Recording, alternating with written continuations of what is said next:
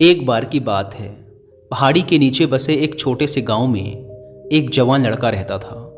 वह लड़का उस पूरे गांव में अपने आलस्य और काम चोरी के लिए प्रसिद्ध था।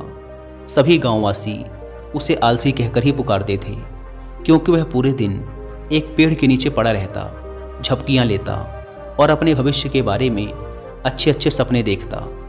उसके दिन ऐसे ही आलस्य में गुजर रहे थे। लेकिन एक दिन उस गांव में एक बौद्ध भिक्षु पधारे, जो कि अगले 3 दिनों तक उसी गांव में ठहरने वाले थे। बौद्ध भिक्षु गांव में भिक्षा मांगते, दिन भर लोगों को उपदेश देते और रात्रि में गांव के बाहर बने बौद्ध मठ में विश्राम करते। बौद्ध भिक्षु जब भी भिक्षाटन के लिए जाते और भिक्षा लेकर वापस लौटते, तो वो हर बार उस जवान लड़के को उसी पेड़ के नीचे लेटा हुआ पाते। बौद्ध भिक्षु 2 दिनों तक ये सब देखते रहे और वो समझ गए कि यह लड़का मानसिक आलस्य का गुलाम है। तीसरे दिन जब बौद्ध भिक्षु भिक्षा लेकर वापस लौट रहे थे, तो वह उस लड़के के पास गए, जो कि अभी भी उसी पेड़ के नीचे लेटा हुआ था।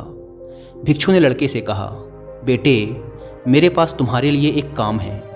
मैं चाहता हूँ कि तुम उस पहाड़ी की चोटी तक जाओ और वहाँ से मेरे लिए एक पंख लेकर आओ। लड़के ने लेटे लेटे ही अपना सिर पहाड़ी की तरफ घुमाया और उसकी सबसे ऊंची चोटी तक अपनी नज़र दौड़ाई। उसके बाद उसने बौद्ध भिक्षु की तरफ देखा और उपहास उड़ाते हुए कहा, यह असंभव है, मैं उस पहाड़ी के शिखर तक नहीं जा सकता, मैं बहुत आलसी हूँ। बौद्ध भिक्षु ने मुस्कुराते हुए कहा, अरे, लेकिन मुझे जिस पंख की तलाश है वो इस पहाड़ी के शिखर पर भी नहीं मिलेगा।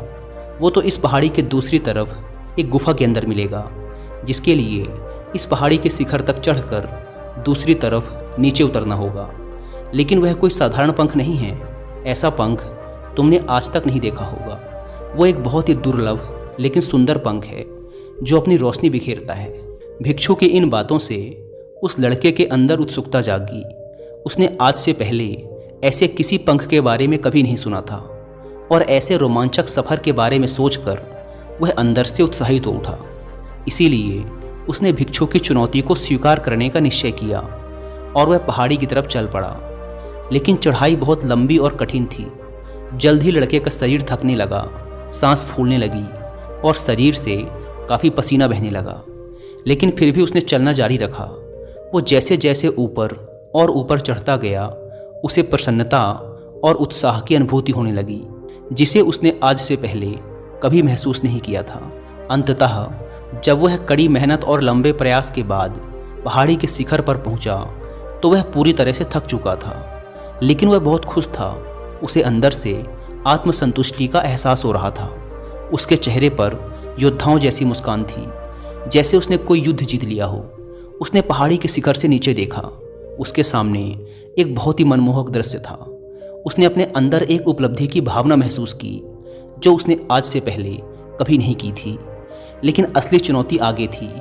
लड़के को पहाड़ के दूसरी ओर उतरना था और उस गुफा को ढूंढना था जहां पंख के मिलने की बात कही गई थी। नीचे उतरना और भी ज़्यादा मुश्किल व खतरनाक था, क्योंकि ढलान ज़्यादा खड़ी थी और चढ़ाई के समय लड़का कई बार लड़खड़ाया और गिरा भी था, तो वह डर भी उसके अंदर था।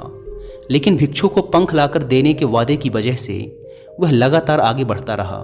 काफ़ी खोज मशक्क़त और कड़ी मेहनत के बाद जब वह अंत में गुफा तक पहुंचा, तो उसने देखा कि पंख वहीं पड़ा हुआ था, जो गुफा के प्रवेश द्वार से छनकर आ रही रोशनी में चमक रहा था।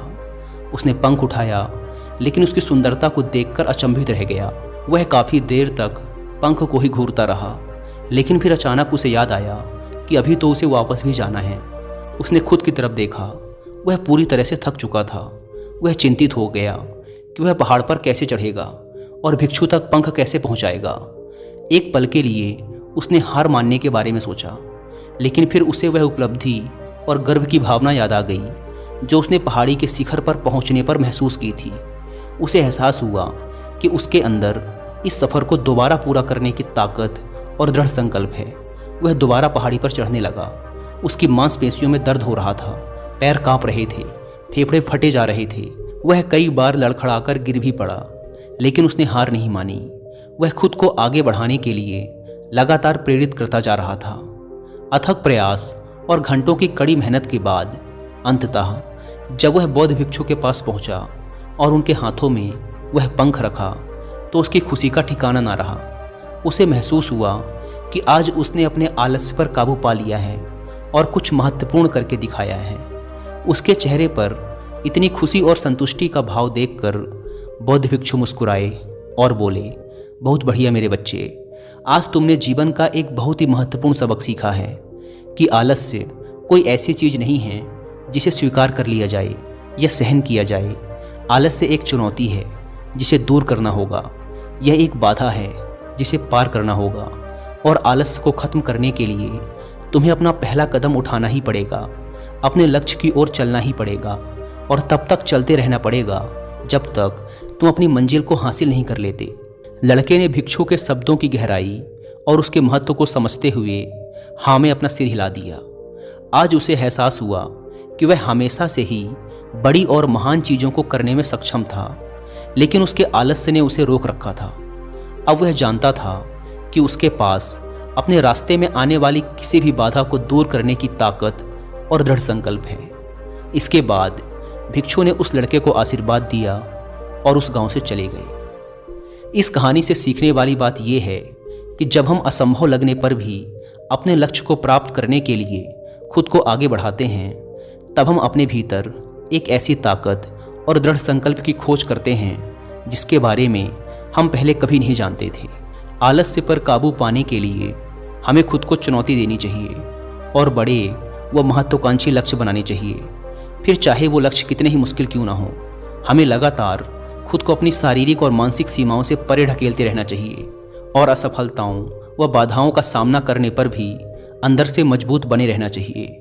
हमें अपने लिए एक नियम बनाकर और उस पर टिके रहकर अपने दैनिक आदतों और दिनचर्या में अनुशासन और निरंतरता भी विकसित करनी चाहिए।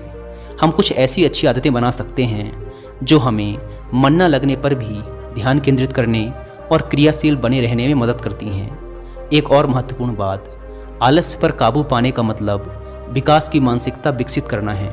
इसका मतलब चुनौतियों और असफलताओं को विकास और सीखने के अवसरों के रूप में देखना, ना कि हार मानने के कारणों के रूप में।